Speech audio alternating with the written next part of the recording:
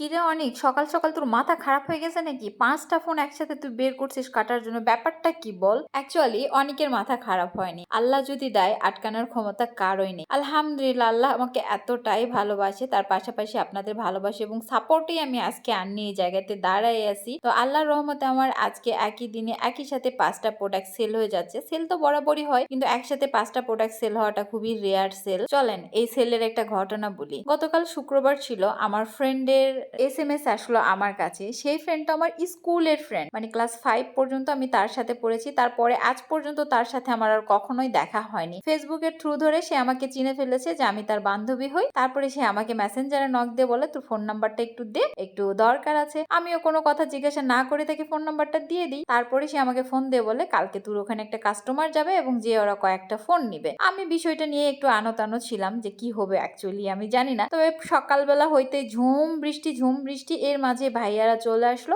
এবং এসে একসাথে 5টা ফোন নিল। আমার বন্ধুটা কিন্তু ইঞ্জিনিয়ার, সে ঢাকাতে থাকে, বাট সেখান থেকে এখানে ভালোবাসার সাপোর্ট দিচ্ছে। থ্যাংক ইউ সো মাচ বন্ধু। আসলে তোদের মতো বন্ধু থাকলে আমি কখনোই দাঁড়িয়ে যাব না। ইনশাল্লাহ আমার এই চলমান গতিবেগ সব সময় থাকবে। সেদিন যেমন সাকিব আসলো, এই যে প্রতীক সারাটা দিন আমাকে সেই ফোন নিয়ে দেয়, পলাশ আসে, হৃদয় আসে, সবার ভালোবাসায় এখানে। এছাড়াও তোমার ছোট বোনগুলো তো আছেই, মারুফা, মিম, নাসরিন আপু, রানী আপু, আরো নাম জানা না জানা কত কে। এভাবে আপনারা আমাকে সাপোর্ট করে যাবেন ও ভালোবাসা দিয়ে যাবেন। আর এরাই হলো আমার সত্যকারের বন্ধু, সত্যকারের বন্ধুর প্রমাণ তারাই।